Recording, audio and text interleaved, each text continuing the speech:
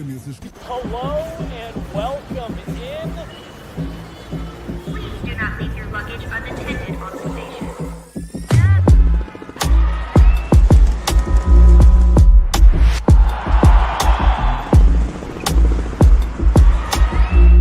Welcome to the show. It's the most difficult time of the year. What's up, guys? Welcome to Guerilla Sports Daily. My name is Nathan Jackson. I'm going to be here with you for the next 30 minutes talking about the last weekend in sports and what a weekend it was. But first off, how you guys feeling this Monday after Thanksgiving weekend? A lot of days at home, right? A lot of days at home with the kids trying to figure out what to do. Did you eat some turkey? Did you finish your leftovers? How long can you eat Thanksgiving leftovers? That's what I wonder. I mean, is there a shelf life on it? Can you still do it into this week? Do you still have Thanksgiving leftovers in your fridge? What about pie? How many pieces of pie did you have? Did you, like me, the night after Thanksgiving, eat a half a pie in one sitting and put a whole thing of whipped cream on top of it and then just gorge yourself right before you went to bed? And did you, like me, wake up the next day feeling a little bit off? Do you, like me, still feel a little bit off on this Monday after Thanksgiving? So the coffee's important. Let's all pause and drink a nice little sip of our coffee. Now we got this. All right, let's get into the sports talk because America is about Thanksgiving and football together on the same day. The United States of America is the only country that plays football the way we do here. That ball right there. No one else loves football the way we do. No one else celebrates Thanksgiving. And so it's a beautiful marrying of the two, and butts and asses plop down on couches all across the country all weekend long to observe this ritual, Thanksgiving and football. And to start it off on Thursday, I'm not going to go through all this stuff because, first off, we have the Broncos playing tonight on Monday Night Football. Yeah, your Denver Broncos playing at home against the Cleveland Browns tonight. Okay, the Broncos are 7-5 in control of their own destiny here. If the playoffs started today, they'd be in. Okay, they would be in. And the Miami Dolphins, who were a game behind them, they lost. Okay, and the Indianapolis Colts, who will be coming to town, they're right behind the Dolphins. Well, they're ahead of them now. They won. But the Broncos really have an opportunity tonight in front of the whole entire world. Yes, everyone in the world will be watching this game, to really kind of distance themselves from everyone who's behind them, but also plant their flag on a national scale and let everyone know that this team is for real. The record is for real, but do they have the respect in the league? Not quite yet. They're earning it each game at a time. We're going to talk about this matchup a little bit later in the show, but first, we're just going to get over some of the stuff that happened on a wild Thanksgiving weekend of football. Now, those games on Thanksgiving themselves, the Lions and the Bears played. Those Lions and the Bears went down to the wire there. And if you remember that game, Coach Matt Eberflus of the Chicago Bears was fired the very next day. Isn't it a cruel, cruel world where you play in a football game on Thanksgiving? So you don't get to see your family anyway. That's one of the unique things about playing professional sports, in particular professional football. When you were a kid, you always go home for the holidays, right? When you were a kid, when you're in college, you go home. You go home for Thanksgiving, go home for Christmas. Maybe you get a job out there in the real world, but you always come home to mom and dad. And you stay in your childhood bedroom, and you hang out with your friends. You meet at the local watering hole. You get so drunk that the morning of Thanksgiving, you feel like you're going to die, and you just barely start to feel good enough to breathe right around the time company shows up. And you barely are able to stomach your food. But by the time night rolls around, your hangover's gone, and only the beautiful memories remain. Well, when you play professional football, you can't do any of that stuff. In fact, you're working. You're either playing a game on Thursday, or I know the Broncos got Thursday off because they play Monday night, but typically you come into work early Thursday morning. You get a little short work day, then you go home to be with your families. But the sacrifices you make, you're not flying home to go see your family. You're staying in your new city, at your new job, playing the sport you love. No one's complaining about it, but it is an anomaly. Extra crappy, though, for Matt Eberflus and the Chicago Bears was that at the end of that game, it was grossly mismanaged, okay? Matt Eberflus, I think he's a defensive coach, and it's understandable why a defensive coach doesn't know how to call a timeout, doesn't know how to manage the game. Tick, tick, tick, precious seconds ticked off the clock when Chicago was driving to put themselves in field goal range, and all that time went off the clock. They had a timeout at their disposal. They didn't use it. They ended up losing the game. Matt Eberflus gets fired the very next day. It's a dirty, dirty business, but that's how it goes. He'll be able to be with his family for the holidays this time. Christmas will be no problem in the Eberflus house. They'll wake up and see Dad right there. He's got the gray beard anyway. He's got a jump start on playing Santa Claus for his kids on Christmas morning. All right, the Giants and the Cowboys. I don't know if you saw that one. The Cowboys ended up beating the Giants, but I want to throw a shout out to our boy Drew Lock, who ended up playing starting because of the injuries at the other quarterbacks, and he had a long run that was almost a touchdown. Other than that, Drew Lock played a lot like Drew Lock. The Cowboys ended up beating the Giants 27-20. And then also the later game, the Packers beat the Dolphins 30-17. Cold game. Dolphins can't play in the cold. Tua can't throw in the cold for some reason. They're from Miami, of course, but you would think they would have better results on the road. They just simply can't seem to win cold weather games, and that trend continued. That was Thursday. How about Friday?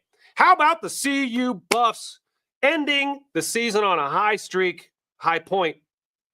I'm still working this out, guys. My brain's not working great. Can I share something with you guys?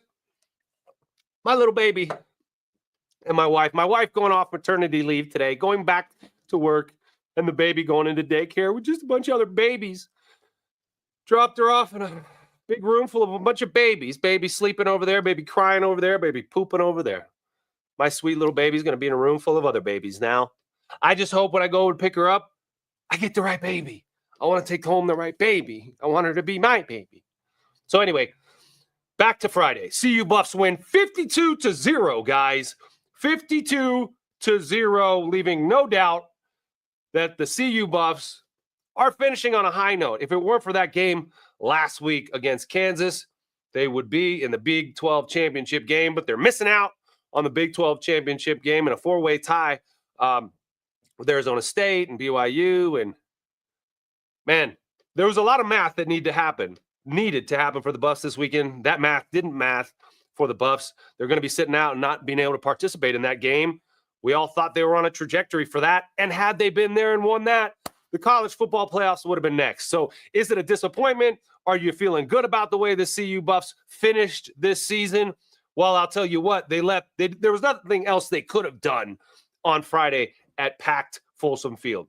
Another sellout there, another enthusiastic crowd to see Shedeur Sanders throw for 438 yards and 5 touchdowns, guys. 34 of 41, an incredible stat line there. This guy is going to get drafted very high in the NFL draft. Expectations will be very high. The drama around where he'll go and will he bring his father with him will also continue to be the talk of the town until we get some news on that front. But 2 years spent here by Shedeur Sanders, and a phenomenal 2 years, changed the face of this program, set a new standard, and he will be missed at Folsom Field. Another guy who's going to be missed, Travis Hunter. Travis might be on his way to securing a Heisman Trophy real soon here, guys. Travis had 10 catches for 116 yards in the game, 3 touchdowns, and 1 interception on defense, really cementing his claim at the Heisman. What will the Heisman voters say, though? It's going to be very interesting the way the Heisman voters judge that young man right there. Now, we all see him every day. We all know the unprecedented nature of what he's doing. But do others around the country respect his game as much as we do? He's playing more snaps than anybody's ever played. He's dominant on defense. He's dominant on offense. To me, his ball skills are the reason why he's so dominant. He has a nose for the football that most could only fathom or dream of having. His instinct to attack the football in the air, to catch it at its highest point, to not wait for the ball to come to him, but to go get it. Go get the ball. Attack it. That's what a lot of young receivers and especially DBs don't really know how to do. DBs are, well, oftentimes receivers who can't catch. That guy is not a receiver who can't catch. He is a receiver who can catch. and he's also playing corner. It will be very interesting to see how NFL teams deal with his talent and his ability to make plays. Where do they find him more useful, most useful? Because, and I've talked about this before, on an NFL team, your position is your specialty. And you spend all day with those guys. You spend 4 hours in meetings with those guys. And everything you learn is stuff you got to use on the field. It's stuff you need to know. And so if that guy's playing with two different groups, how do you split them up meetings-wise? What do you teach him? And what do you not teach him? Is what you omit going to end up hurting you? I think that's ultimately what coaches are going to have to figure out. What is Travis going to need to learn to be his most effective self on the football field? Because NFL game plans are incredibly complex. The playbook we used to have was like that thick. Now they have an iPad, a little thin one, but it contains a lot of information. And so how do you, because he's only a human being, you don't want to fill his brain with every little bit of information on offense and defense. How will he be dealt with at the next level? I think it's going to be fascinating to see, but I think it's safe to say that we've seen our last game with Travis Hunter and Shedeur Sanders here at home at Folsom Field wearing the Buffs uniform. So bravo, gentlemen. Bravo. You set a new standard. Let's hope Coach Prime and the rest of the fellas can keep it. All right, again, over the weekend on Friday, I don't know if you guys saw the Chiefs and the Raiders play. Two AFC West opponents. There's Patrick Mahomes sticking his tongue out of his mouth, throwing a ball. You know, the Chiefs find new ways every week to get lucky and win a game. I joke. It's not really lucky to win an NFL game because you got to be in position to win it in the first place. And that's not lucky. That's hard work. And that's good football. However, at the very end of the game, they do have someone on their side that tends to help them, and that's that zebra or those groups of zebras, those officials who once again made a decision, a baffling decision at the end of the game there to hand the Chiefs the win. The Raiders were driving, had a little bit of time left, almost in field goal range. They jumped offside. That usually blows the play dead. You get a couple more plays, right? Wrong. Not after the officials huddle up and decide they're going to penalize you with illegal procedure instead. And that allows them to take the penalty, and the game is over.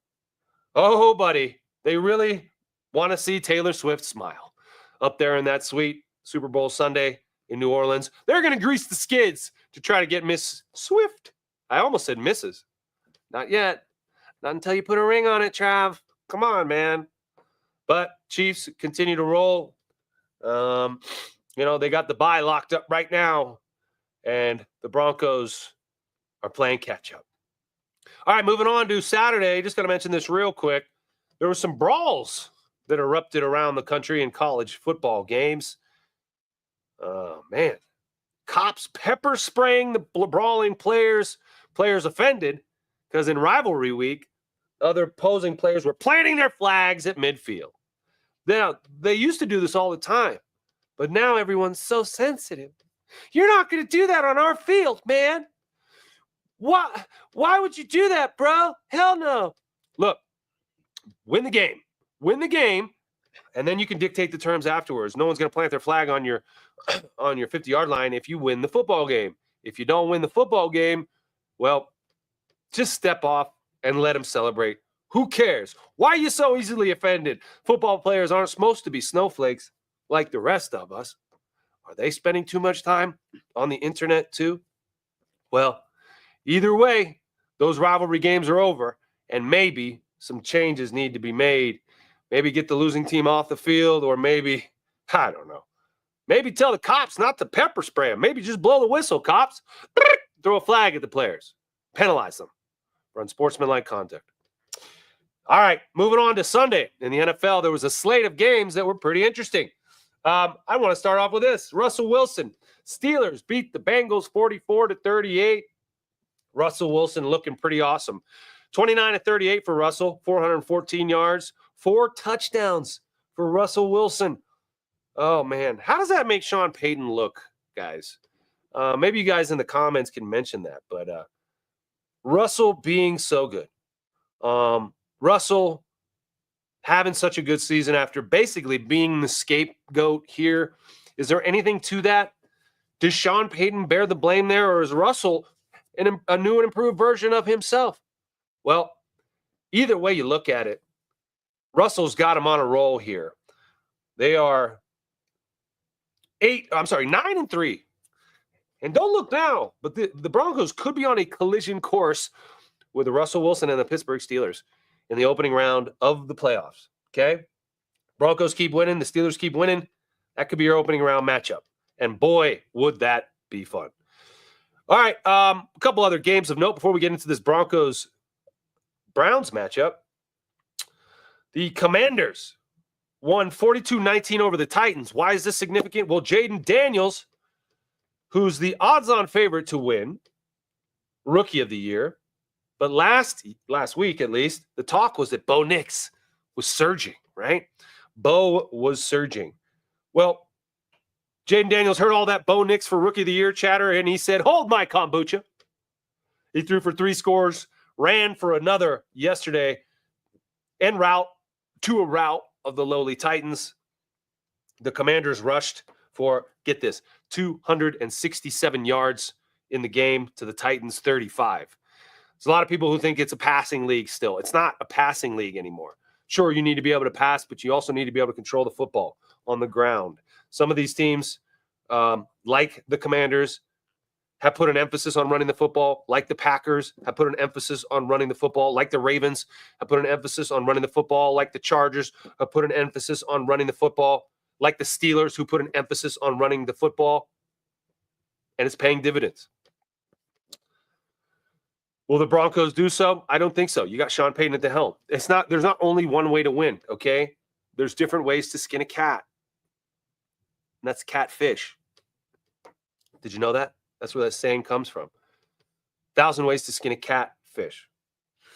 Aaron Rodgers, poor Aaron Rodgers. Aaron Rodgers and the Jets lost another heartbreaker at home.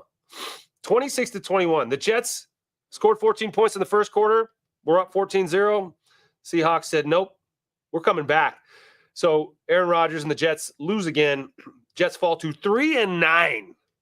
Not exactly what that guy was expecting when he joined the Jets and ushered in his friends, Nathaniel Hackett, Devontae Adams. What's going on with those guys? Huh? Why is this happening in New York? Either way, the Jets lose again, finding new ways to disappoint Jets fans and proving once again that Burning Man and the NFL don't mix. Bye-bye, Aaron. The Bills beat the Niners in the snow. And for all you fantasy owners out there who bet the farm hoping that Christian McCaffrey was going to buoy your team this season, he didn't. He got hurt. He's been hurt all year. I had him on a team of mine. I feel bad for him and his trajectory as a human, but also for my fantasy team's trajectory as well. Which do I feel worse for? I feel worse for him, okay, because he's a human being. But the 49ers, just bad juju. I don't know what's going on with the 49ers. They're 5-7 now. Everything seems to be going wrong for them. Lots of injuries. Just doesn't seem to be clicking for the team that's been one of the most dominant teams in the NFL over the last half decade with Kyle Shanahan as the head coach and all those amazing players. That roster built by John Lynch and Kyle Shanahan, like I said, among the league's best, really struggling this year. But in a division, the NFC West, that's still wide open. The 49ers could go on a run and find themselves winning the division. That can happen, but they got to clean some things up and presumably will be without this guy, Christian McCaffrey. Also wanted to mention, I know we don't have any pictures for it, but the Texans beat the Jags, and there was an ugly hit on Trevor Lawrence. Trevor Lawrence, who was sliding real quick. He was trying to slide, but he got hit really hard. And everyone's calling for the head of the dude who hit him. And it's not so simple. When a quarterback is running the football, your instinct as a defensive player is to go hit him. It's to go hit him. It's not to wait and see if he slides. Guess who preys on that tendency? Patrick Mahomes. Patrick Mahomes knows the defense isn't allowed to hit him, and so he fakes like he's going to slide, and then he runs for 30 yards, or he fakes like he's going to go out of bounds. and then he runs for 30 yards, sets up a game-winning freaking field goal. As a defensive player, that's got to infuriate you. He's using the protection of the quarterback to his advantage to get more yards in crucial moments. To me, that's pretty weak sauce. Now, defensive players don't want to allow that to happen. They're also moving really, really fast, guys. So fast, it would make your head spin. When you go to attack a ball carrier, you're leaning forward. You're like a missile. And if all of a sudden at the last minute he goes to slide and you're already going there, boom, impact. They need to take the slide out of the game. That's what I say. Here's my hot take. Take the slide out of the game. You either dive forward and play football or don't take off running at all. The slide is killing the game because you can fake slide. You don't know when the slide starts.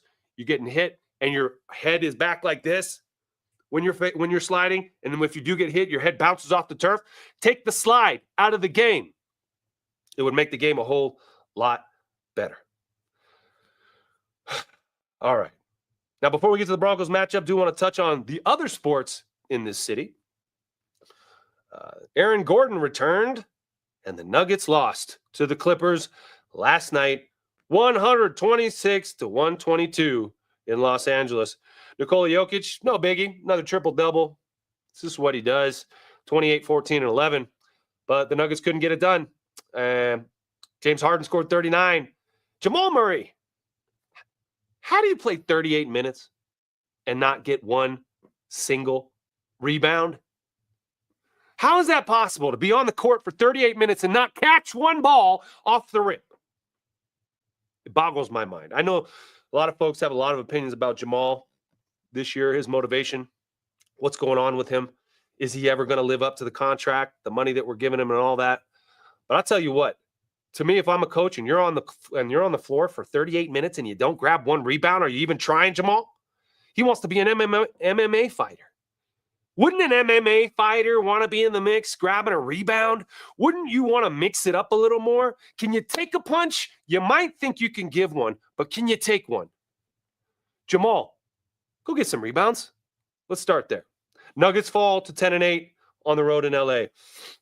And the Avalanche lose 4-1 to the Edmonton Oilers on Saturday at Ball Arena. Georgiev between the pipes. And the Avs dropped to 13-12. Not where they want to be, but certainly within spitting distance. They'll be all right, right? They'll be all right, guys. All right, let's get to the big matchup tonight. The Denver Broncos at home to take on, you see it right there, the Cleveland Browns. The Cleveland Browns, head coached by Kevin Stefanski, who has been the two-time coach of the year in the NFL. Two-time coach of the year, Kevin Stefanski. But was dealt quite a difficult deck or hand. You don't get dealt the whole deck. But you do get dealt a hand. And the hand he was dealt was Deshaun Watson. $240 million guaranteed contract, $60 million a year for a guy who had pending civil litigation open on him for a multitude of women who accused him of some untoward activity on a massage table. How do you deal with the backlash as the head coach of a very talented player who spent 2 years out of the game and now has all this extra distraction stuff with him? Well, he's done his best. Deshaun Watson played really crappy for the last 2 years, got injured. Some folks in the crowd were actually cheering about it, so much so that Shelby Harris, Myles Garrett, a few other fellas had to talk about it after the game and talk about how disgusting it was to hear folks in the stands cheering after one of their teammates was hurt. I've heard some explanations that they were just cheering that, well, maybe they'll get some good football in there, or cheering that maybe the saga's over, or maybe it was just a small pocket of jerks cheering. Don't paint all of us with a broad stroke. Everyone wasn't cheering, but it just shows you how much people care about football. And tonight at Empower Field, the passionate fans of the Denver Broncos and Cleveland Browns will be out in full force to support their teams. Do the Browns fans travel well? Probably not particularly well, but there will be some Browns fans in there. But hopefully that's a sea of orange that drowns out any Browns fans. And the question is, you threw that guy up there a second ago, Jay. Throw him up there again. Myles Garrett. The Broncos have a huge task on their hands tonight, protecting Bo Nix from this freak. Look at those arms. Look at those arms. What would you do? What would you do if he ran in to your house and tried to fight you? Could you defend your property? No, you couldn't. He'd take whatever he wanted and he'd leave. That guy's a freak of nature. He's one of the most dominant players in the NFL, and the Broncos tonight will have a task of stopping him. Now, I've been a tight end on teams where we were playing against dominant defensive end, outside linebacker types. How do you stop a guy like that? You put a guy like me on him. No, a guy like me, a guy bigger than me, helps the tackle with Myles Garrett. It's called a chip. I'm going to chip him every time I go out to a pass route. Or I'm just going to stay in and block him, help him out, and then leak out late and give an outlet pass to Bo Nix. Either way, every play, you got to have a plan for that guy. And I know that Sean Payton will. Another interesting player to plan for tonight is the return of Jerry Jeudy. The return of Jerry Jeudy, y'all. Jerry Jeudy, you remember him. Much maligned former Denver Broncos wide receiver who was drafted number 15 overall and spent his first 3 seasons here, largely disappointing people because of the accolades that he had in college, because of the hype surrounding Jerry Jeudy when he came out, and then ultimately a lackluster performance when he got the opportunity to play here. He wanted to be the man. He wanted the ball. But when you threw him the ball in crucial situations, what happened? He dropped it. He dropped the ball. His hands weren't strong enough. His heart wasn't strong enough. Maybe his heart's strong enough, but his hands were not. He did not have strong enough hands to be a number 1 receiver. His feet, incredible. His hands, suspect. Okay? Tonight, the Broncos will be tasked with stopping that guy. And for my money, I'll take Patrick Surtain II over Jerry Jeudy any day of the week. But you always respect your opponent. Jerry Jeudy is having a good season. Not incredible. He's getting a couple of touchdowns, 2 or 3 touchdowns, but he's got like 44 catches and 600-something yards, maybe 700-something yards. Similar to Courtland Sutton in yardage. Courtland's got more catches and a lot more touchdowns than Jerry Jeudy, but presumably Jerry Jeudy left because he wanted to prove that he's a number 1 receiver. Well, tonight, in front of a national television audience, he's going to get a chance to do just that. But aside from those 2 guys I mentioned, what the Broncos have to worry about is themselves. Bo Nix has an opportunity to continue to improve. And when you're dealing with a young player in the spotlight like Bo, I don't have a lot of concerns about his head. He seems like a guy who's got it all taken care of upstairs, who has the perspective that this is a roller coaster, right? But if you ride with that roller coaster and you live and die with the accolades and who's the best of the week and who's the worst of the week and who deserves it, you're going to have a sense of vertigo as a player. You got to rely on the routine, tune out the noise, and go to work.